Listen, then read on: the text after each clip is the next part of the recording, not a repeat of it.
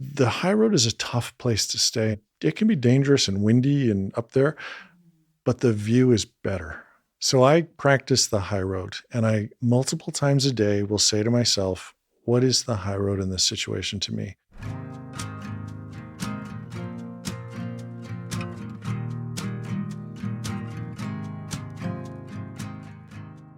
Welcome to A Success of Our Own.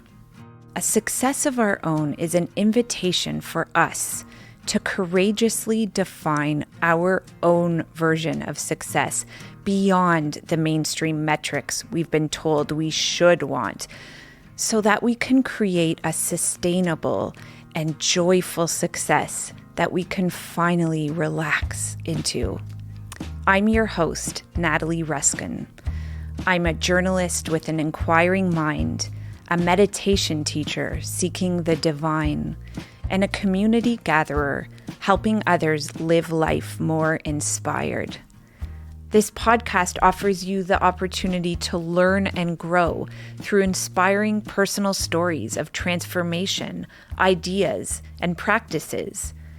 As you listen to this podcast, breathe it in and let it slow you down even a bit.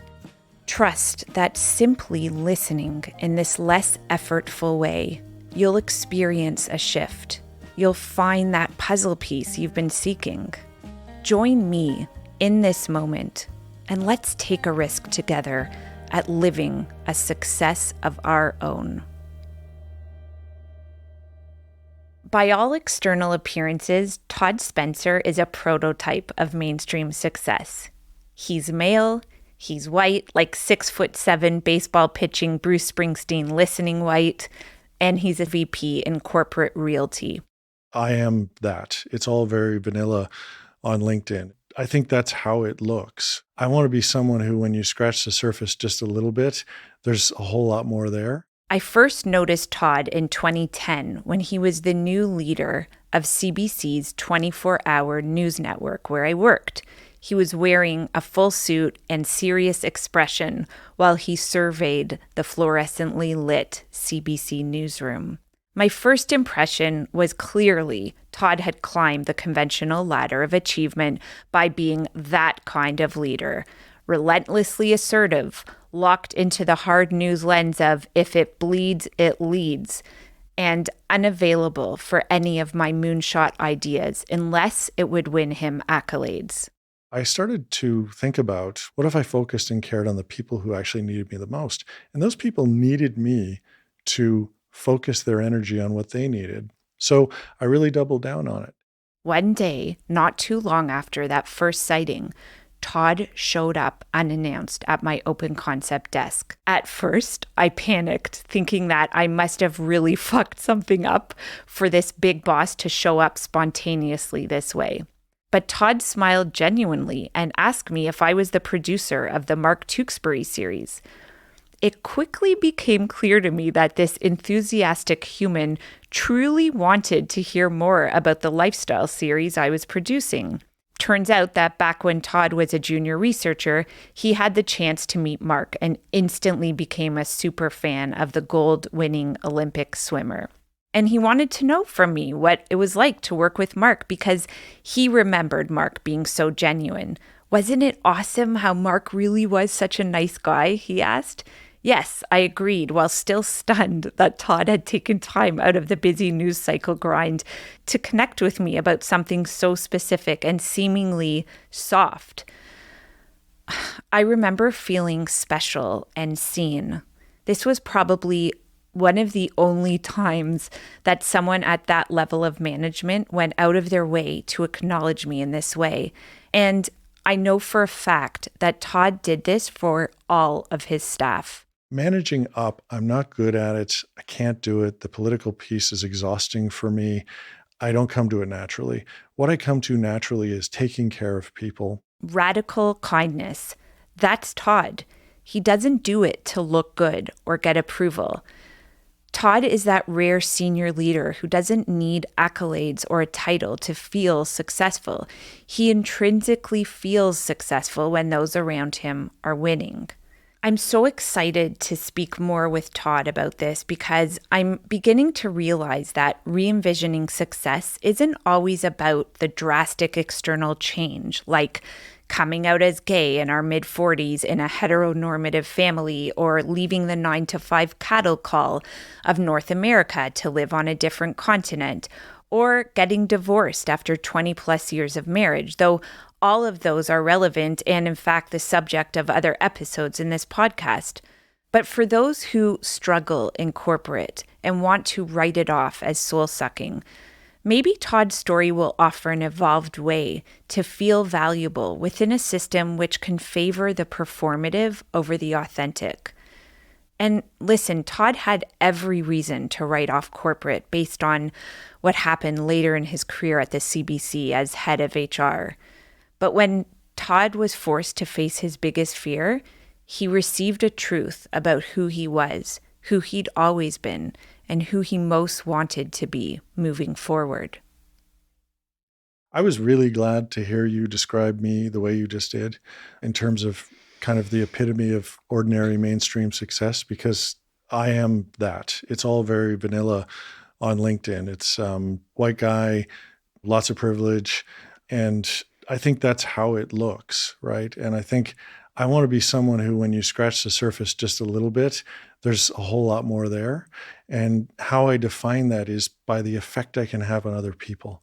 And I try to do that through legitimately relentless kindness. I don't know how it came to me. I did go through, and we can talk about it, my own selfishness. And there were transition periods, Natalie, but it was always there for me.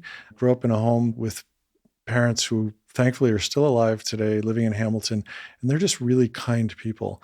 And I do believe in being optimistic and kind. I don't think you can always control your optimism because bad things happen to all of us. And I don't think you can always be happy because we have to be sad sometimes.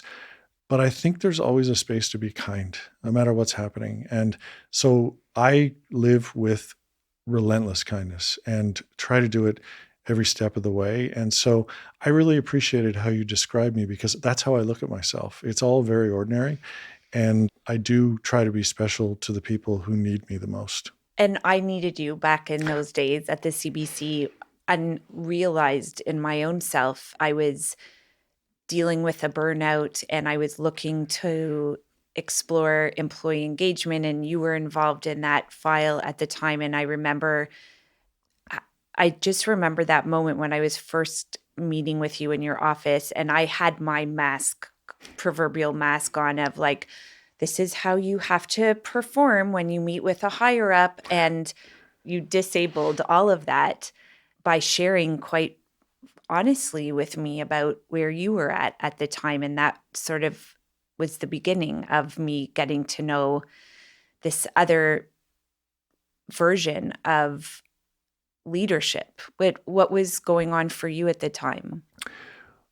Well, it was interesting because, and I'm really glad you're doing this because you enabled a conversation. And in fact, the conversations that you and I had in that little office in that gigantic cube of a building, and I've said this to you before and I really mean it, they were the only safe space for me to have those conversations. That environment was really about mask wearing. And I started to learn that when you wear a mask and you have to think about and do the calculation of who am I talking to, it's exhausting because you're always, first of all, if you actually physically think about masks, think about it in that concept where which one do I need now? I've got to choose between 6 or 7. So then you've got to fit it on, and then you've got to actually try to be that person. And you enabled really me to be authentic. And I started to realize what was going on for me at the time is I didn't get a job that I wanted. It was a competition for a job. And I realized that, one of the reasons I didn't get it in a highly political environment is because I wasn't wired to be political. And I don't, some people are, and it's important. It wasn't something I wanted to spend my energy on. So I didn't get that job. And it was a turning point for me where I decided, you know what, I don't have the energy. I don't want to wear masks. So I started to reduce the number. I hadn't at that point fully reduced and eliminated all the masks. And I have now, we can get to that. But at the time I sort of cut a few out and I decided, okay, the job I have now is leading the news channel. And that was the job that I had. And I stayed with that job. And I said, managing up, I'm not good at it. I can't do it. The political piece is exhausting for me. I don't come to it naturally. What I come to naturally is taking care of people. And so I, at that moment, started thinking, I'm going to take care of the people who need me the most. There were 160 people at the news channel at the time. One of the leaders there described them as the island of misfit toys because they had been cast away to the news channel, formerly called News World, relaunched as News Network. And so I started to think about, well, what if I focus all of my energy on 160 people? And wouldn't it be better if 160 people said nice things about me and my leadership than me talking up to one person? So I thought, okay, I'm not good at it and I'm one person. What if I focused and cared on the people who actually needed me the most? And those people needed me to focus their energy on what they needed, not me focusing my energy managing up all the time. So I really doubled down on it. And we created a strategy together, the 3 to 5 strategy, which was to really focus on the big stories of the day. That was important at the time. And we set a goal for ourselves, which was to be the number one news channel in Canada. We were trailing CTV at the time. And it was uncomfortable for people because they had never talked about themselves in that context. There were a lot of modest, really smart people.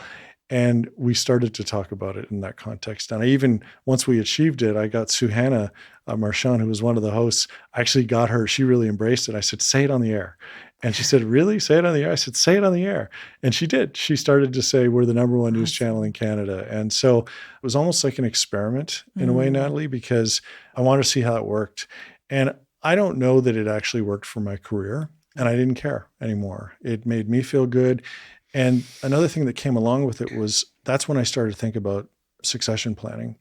I wanted everyone there to feel like they could move up in their careers. And I wanted multiple people to be in a position to take my job. I later heard the former general manager of the Toronto Blue Jays, Alex Anthopoulos, he later said, around the same time, somebody asked me, he had all these great assistants and some of them were being hired away to be GMs at other baseball teams. And he said, that's success. He said, like, yeah, it's turnover and I lose these great people, but think about how great they are when I have them. They're so good that they can go be great somewhere else. So I get the most out of them. So succession planning is probably one of my biggest priorities. And I want multiple people in a position to take my job and take other jobs.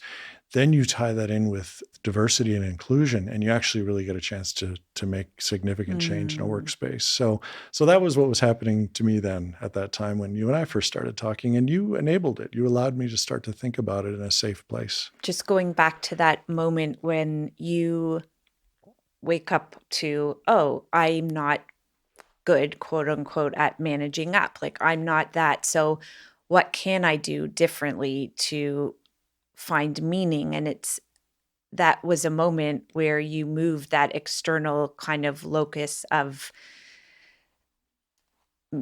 meaning or validation to a more internal one. What do you think it was in you that had the capacity to do that? Because I feel a lot of people, myself included in the past, would have gone right to, there's something wrong with me. I'm not good enough. I guess I'm just not cut out for this. Something in you was able to kind of redirect. You said, I don't know if it contributed to the success of my career.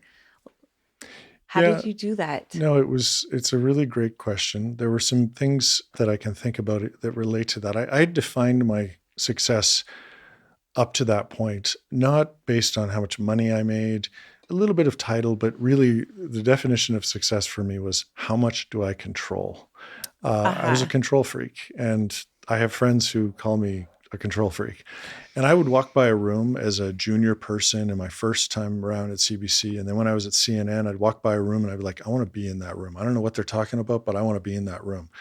And I would say to my wife, even back 20 years ago, I want to be in the room. She's heard me say this many times. And so I was driven by that control. And as I grew through organizations, through CNN, through CBC, I realized that you should begin to control the things you can control and exert a high degree on those things. Everything else, forget about. And I realized what I could control was that news channel. Where it started to change for me, Natalie, was actually when I became a father.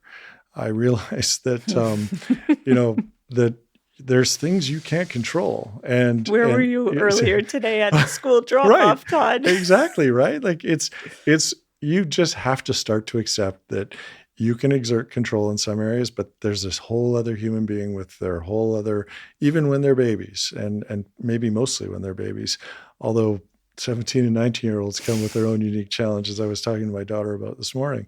So that's when it really started to change. And then what happened then is, and I don't judge people, because the world is full of amazing change makers who actually gave themselves to the world and put their families as secondary to that. Steve Jobs, various leaders throughout the world, and they gave themselves to us. And they did it, and they were different kinds of parents. I turned down opportunities because I didn't want to do that. And that was just because I'm built as a family person. And I couldn't live with myself if I didn't spend every possible moment that I could. So there were two opportunities really that stand out. When I was leaving CNN and leaving Asia to come back to Canada in 2004, CNN was very kind and offered me a really great job in New York and another one in Atlanta. And I realized that our goal was to be home and to be close to home and live near family. And I said no to them. And I effectively ended my career at CNN, which could have been it was already at that point a real upward trajectory over 5 years. And I said no to those. Another thing happened when I was at CBC. I was offered a job. At the time, CBC owned the rights to Hockey Night in Canada. And as a kid, I remember watching Hockey Night in Canada and Knowlton Nash, and I wanted to work at CBC. And I was offered the job to lead Hockey Night in Canada. Whoa, I didn't know that. Yeah. I had just started leading News Network, and it was a very kind offer made from Julie, who was leading sports at the time, and a really amazing person. For some reason, I asked to speak to the headhunter, and that became important later, a person named Allison. And I realized, and I shadowed the job, and that job was away from your family every weekend because, in the creative business, the best jobs are when everybody else is at home. And I'd done a lot of that before I had kids, and I didn't want to do it. And I still can't believe that I turned down what was the dream job as a 7-year-old to be running Hockey Night in Canada. And I said no to it. I did it because I'm just built more for that.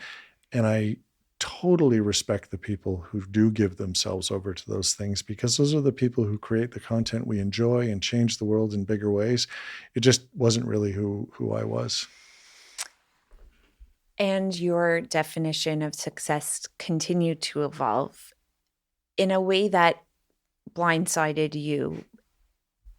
And I would add, around one of your greatest assets, which is that piece of making yourself emotionally available to others, like making space. Maybe you can put it into your own words, but that what I know as deep compassion and empathy.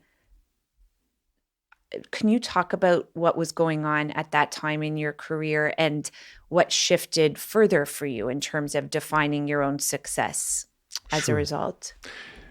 Yeah, for sure. So I was News Network was going very well. And what I had hoped would come true did come true, is that people were happy. The engagement scores were really good at News Network. The team was happy. It was firing on all cylinders. It was a thrill. People started to notice that. So in a way, and that wasn't why I did it. I came to it naturally, but the idea of letting hundreds of people be the reflection of who you are rather than just managing up began to become true. But the real benefit was people actually were happy and pleased, and their careers were going really, really well. So that led to the president at the time asking me if I would do something crazy and lead human resources. So go from kind of leading 160 people directly to sort of leading 3,000 to 5,000 people indirectly, and trying to move that culture that I had created over to that. Didn't think it was a great idea. My wife, my best counsel, said it's not a good idea. But I frankly, maybe bullied's too strong a word, but I was pressured highly into that job and told that if I didn't do it, what else would I become at CBC?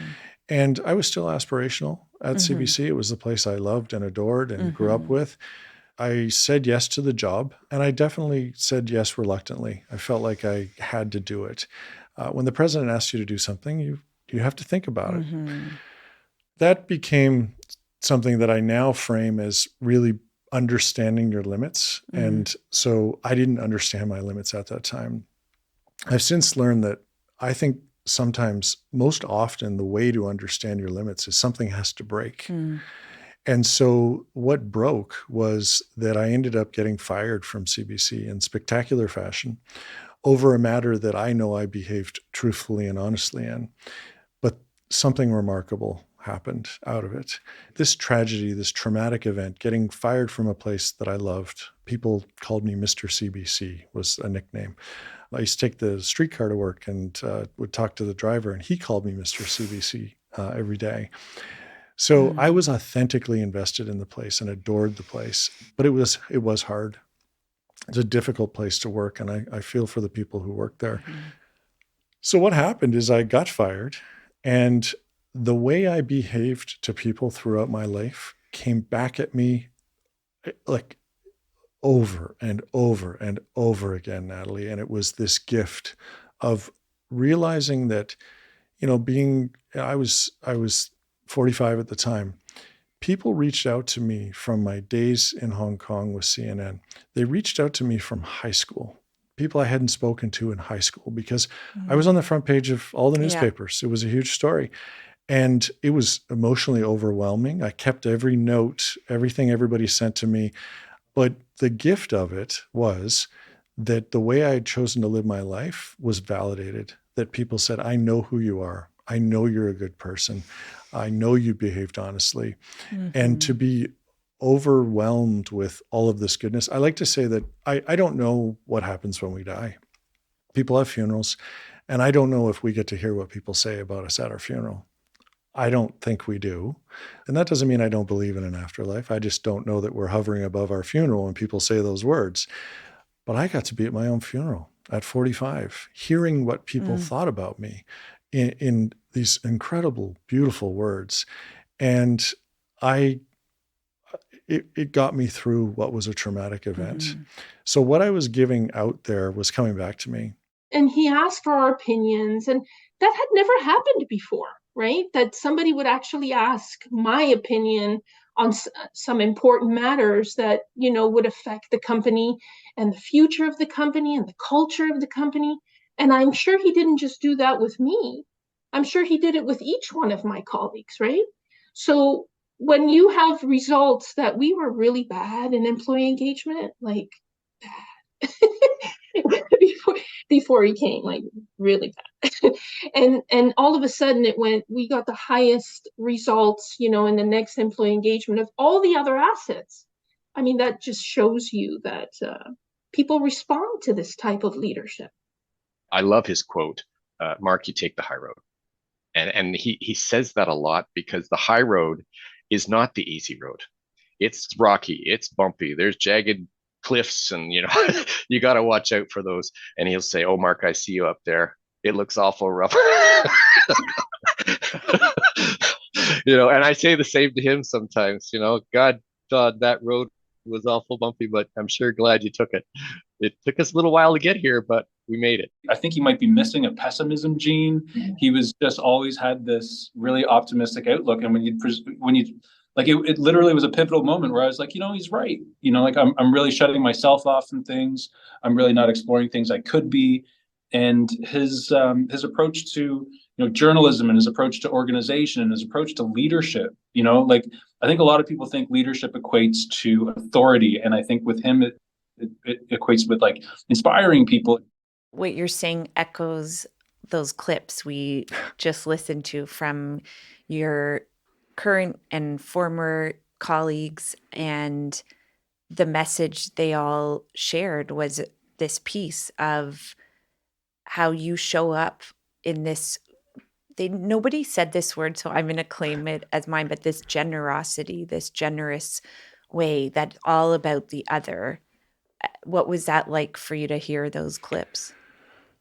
It was hard to hear them. It was lovely, beautiful. I don't like to talk about myself in that sense. It made me emotional to hear them, Natalie, because it validated what I'm trying to do.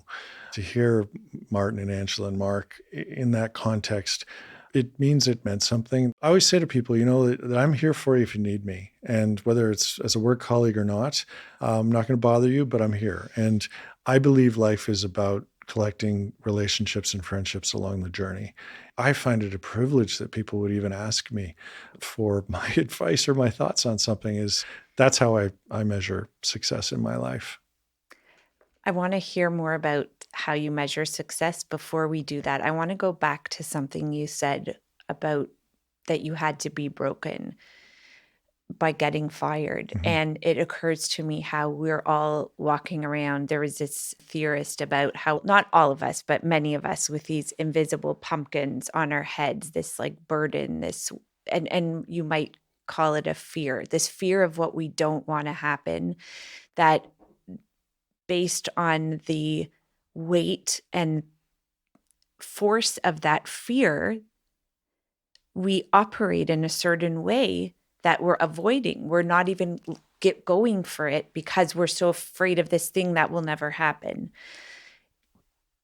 That happened to you. Yeah.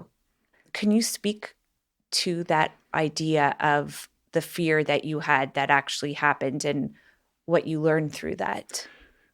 It's a great way to put it, is that fear, because my biggest fear, and I've written this down, I've written a lot of my learnings from that and before down, and my biggest fear was getting fired. The experience of going through it, and I think I love Ted Lasso, and I love to quote Ted Lasso, and I'm in a recent episode, and I think Jim Carrey may have been the first to say it, is that things don't happen to you, they happen for you. And I had not heard that until recently, but it was exactly what I was thinking in terms of this horrible thing that happened to me, this greatest fear of mine. First of all, highly traumatic event, but I was still walking around. My family was still there at home. People go through worse trauma. I like to say, how far did you have to walk for water today to just be reminded of how life is? And there's water right outside this door. And a lot of people on the planet, it's a long walk. So it really wasn't that bad at the end of the day. So it's important to have context. What it did for me, though, is I got fired, and I believe that I behaved in the most honest way possible, truthfully. I was proud of what I did through the process, and I still got fired. So what it did for me was it took the pumpkin off my shoulder or my head, or I love that characterization that you have. And I am my fully authentic self now. All the masks are gone. You find your limitations only when you break things.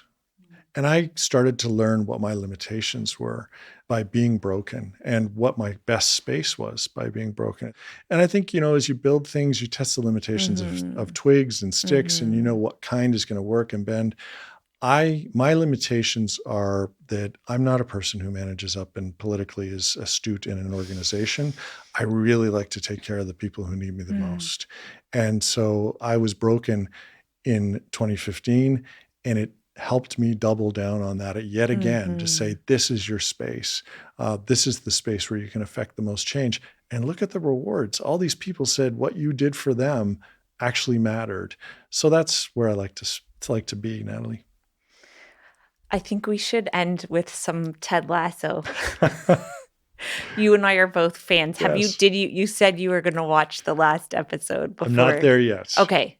Where it doesn't impact how this conversation goes. I know what happens. So I've already read it anyway. So yes. Yeah. So my question is, first of all, for those who know you, Todd, it's not a surprise for me. I was like, it dawned on me. I was like, you are Ted Lasso, Todd. Like, even the fact that you were brought to this other company and you didn't know anything about it, and like, actually, that is a bit like that. Yeah. Because the premise of this program is that Ted Lasso is from like Midwest USA, yeah, and knows nothing. He was a football He was an coach? American American football football coach, yeah, coach. who was asked to go coach a football team in the UK. And that's the fish out of water story. And somehow it works. When you think about that show and some of the scenes where Yeah. you were like, oh, yes, that's like, yes, you are speaking to me, brother. I think at a macro level, he is a relentlessly kind person. He Mm. has his own demons and he struggles with things. And you can be relentlessly kind, like I said before. And he isn't always the most optimistic, but he's always kind. And he always speaks the truth and he's highly empathetic. He doesn't manage up. The extent of his managing up is baking biscuits my every day gosh. for his boss. Yes. And that's it. He's just being kind. He's not sucking up. And he's kind to everybody around him, no matter who the character is. I do, as I said earlier, I was really hit with the idea that things don't happen to you. They happen for you. And everything is an opportunity. And he saw it as an opportunity to try something out. And what he does is he takes care of the people who need him the most, his team. And he also, I love when you think about stakeholders, I always think about leadership as stakeholders. Who are the most important people? And he thinks about his stakeholders. He thinks about his team, his employees is one stakeholder, his owner is another stakeholder, and his third stakeholder is his customers, the fans. And in a recent episode, he lets the fans in fully transparent to watch the practice. Totally remember he's that. equally thinking about them as stakeholders. Yeah. So there's just so many good things in it. I know that for me, it's been a show that as a person who thinks of themselves as a coach, I was so thrilled that show exists. It's such a positive show, and there's so much in what's not said on that show. You can see the character Ted processing things and practicing restraint over and over. I found that extremely inspiring. And of course, one of the easiest tropes from the show is being a goldfish. He says very early in the first season, be a goldfish. Goldfish have memory of less than a second. So something happens, forget about it and move on. Critically important for high performance athletes, because if you mentally dwell on those things, and I know for me, idle time can be dangerous for me, being alone with my thoughts. So being a goldfish is really important. And what he means by that is forget it and move on, keep moving forward. And the episode I watched recently, one of the characters' fathers says, don't fight back, fight forward. And I loved it, because it's also about being a goldfish. It's keep moving forward. One of the things that I like to nerd out on is practices that support us to be our best selves. And I wonder if you could share, is there a tool or a daily practice or something that keeps you coming back with all the noise around you and all the forces that can pull us away from our best selves? It goes back to kindness. I practice, and I do it authentically. It's not something I do for show. I love speaking to people when I have a service interaction, having a chat. It's a practice of mine because it lifts me up. So if I buy something at Home Depot, I love to have a chat with the person, and it always surprises them, and I do like the surprise. There's a security concierge at my office, and her name is Marin, and we say hi to each other in a delightful way every day. And she lifts me up, and I know it lifts her up too, because I think a lot of people just walk by her. So holding doors for people is such a simple thing to do. So if I'm not doing that stuff, Natalie, then I'm off. And those are the things that I like to do. I do those because there's multiple chances every day to be good to people. And so my wife says I'm a bit like a golden retriever whose tail wags when I'm around people. So I love to be around people and really like just to spread that kindness around. And as I said before, you actually can control that. I can control opening a door. No matter how bad my day is, I can still do that. And it does give me an effect. It does keep me grounded and in that space I want to be in. I'm not like anybody else. It can, Mark talked about the high road, and I appreciated that he said that so much because we do talk about it. And the high road is a tough place to stay. And as Mark said, that it can be dangerous and windy and up there, but the view is better from the high road. It's better.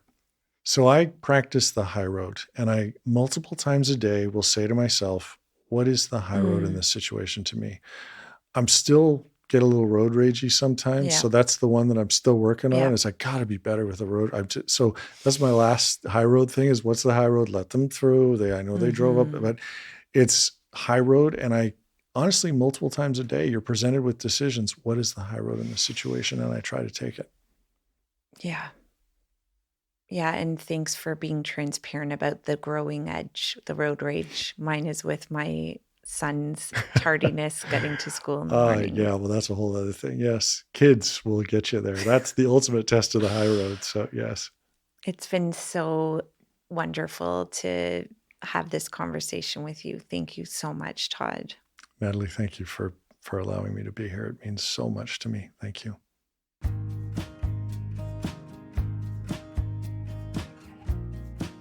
Okay, so you've heard the conversation. Now what?